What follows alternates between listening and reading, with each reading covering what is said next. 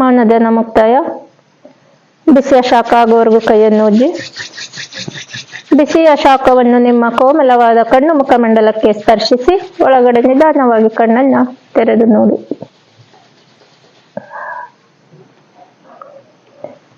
ಅಂಗೈಯಲ್ಲಿ ಆರೋಗ್ಯ ಅಂದಾಗೆ ಪ್ರತಿನಿತ್ಯ ನಾವು ಕನಿಷ್ಠ 300 ಬಾರಿ ಆದ್ರೂ ಚಪ್ಪಾಳೆಯನ್ನ ತಟ್ಟಬೇಕು. ಹಾಗಾಗಿ ಹಾಡಿನೊಂದಿಗೆ ಚಪ್ಪಾಳೆ.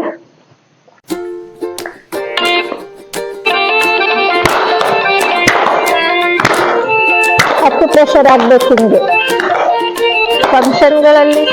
ಫಂಕ್ಷನ್ಗಳಲ್ಲಿ ಕ್ಲಬ್ಸ್ ಹಾಕೋದು ಬೇರೆ. ಅವಾಗೂ ನಾವು ಒತ್ತಡ ಆಗುವಾಗ ಹಾಕಿದಾಗ ನಮ್ಮ ಇಡೀ ದೇಹದಲ್ಲಿರ್ತಕ್ಕಂಥ 72,000 ನರನಾಡಿಗಳ ಕನೆಕ್ಷನ್ ಅಂಗೈ ಮತ್ತೆ ಅಂಗಾಲಲ್ಲಿ ಇರ್ತದೆ. ಹಾಗಾಗಿ ನಾವು ಚಪ್ಪಾಳೆ ಹಾಕೋದ್ರಿಂದ, ಬರೀ ಕಾಲಲ್ಲಿ ನಡೆಯೋದ್ರಿಂದ ಅವು ಆಕ್ಟಿವ್ ಆಗ್ತವೆ. ಹಾಗಾಗಿ ಆರೋಗ್ಯ ದೃಷ್ಟಿಗೆ ಹಾಕೋದ್ರಿಂದ ಈ ರೀತಿ ಒತ್ತಡ ಬೀಳ್ಬೇಕು, ಪ್ರೆಷರ್ ಬೀಳ್ಬೇಕು ಎರಡೂ ಕೈಗೆ. ಆ ತರ ಚಪ್ಪಾಳೆ ಹಾಕ್ಬೇಕು.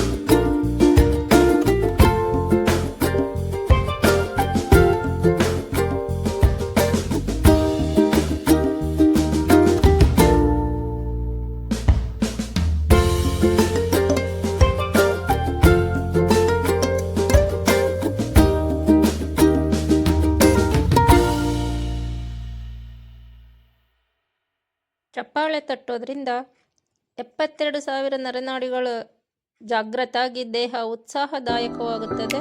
ಹಾಗಾಗಿ ಪ್ರತಿನಿತ್ಯ ನಾವು 300 ಚಪ್ಪಾಳೆ ಆದರೂ ತಟ್ಟಲೇಬೇಕು.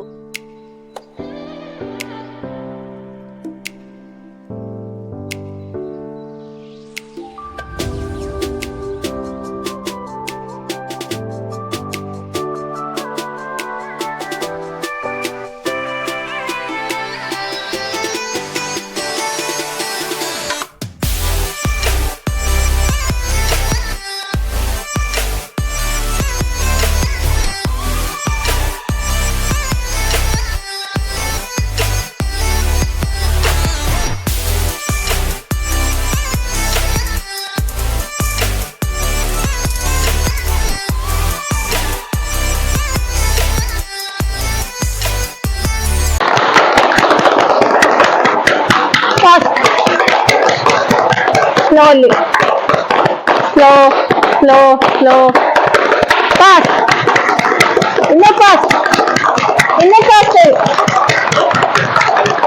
slowly. ಓಕೆ.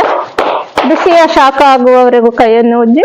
ಬಿಸಿಯ ಶಾಖವನ್ನು ನಿಮ್ಮ ಕೋಮಲವಾದ ಕಣ್ಣು ಮುಖಮಂಡಲಕ್ಕೆ ಸ್ಪರ್ಶಿಸಿ ಒಳಗಡೆ ನಿಧಾನವಾಗಿ ಕಣ್ಣನ್ನ ತೆರೆದು ನೋಡಿ. ಸ್ವಲ್ಪ ಬಲಗಾಲ ಹೊರ ತೆಗೆಯಿರಿ, ಎಡಗಾಲನ್ನು ಹೊರ ತೆಗೆಯಿರಿ. ಎಡಬಲ ಅಲ್ಲಾಡಿಸಿ ಶ್ವಾಸದ ಜೊತೆ. ಕೈ ಮೇಲೆ ಭಾರ ಹಾಕಬಾರ್ದು ಜಾಸ್ತಿ. ಸೂಕ್ಷ್ಮ ವ್ಯಾಯಾಮಗಳು. ಕಾಲನ್ನು clockwise anticlockwise ಆಗಿ ತಿರುಗಬೇಕು.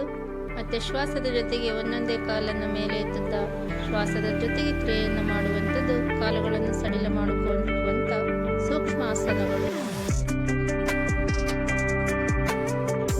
ತುಂಬ ಹೊತ್ತು ಕುಳಿತುಕೊಳ್ಳುವಂಥ ಸಂದರ್ಭಗಳಲ್ಲಿ ಒಂದು 5 ನಿಮಿಷ ಈ ರೀತಿ ಸೂಕ್ಷ್ಮಾಸನಗಳನ್ನು ಕಾಲಿಗೆ ಸಂಬಂಧಪಟ್ಟ ಹಾಗೆ ಮಾಡ್ಕೊಳ್ತಾ ಇರಬೇಕು. ಆಗ ಕಾಲುಗಳು ನೋವು ಬರೋದಿಲ್ಲ.